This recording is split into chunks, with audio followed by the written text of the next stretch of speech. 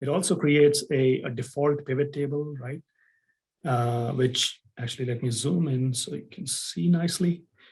So this is one pivot table. This shows employees by department, right? So it's saying that in this accounting department, there's only one person, but in this accounts receivables department, there are 18 people working and such. And standard Excel pivot table, right?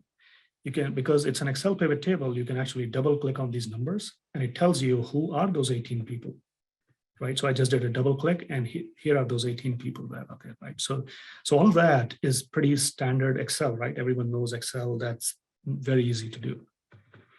Similarly, there's another pivot table. And by the way, you can actually, I will show you, you can create as many pivot tables as you like.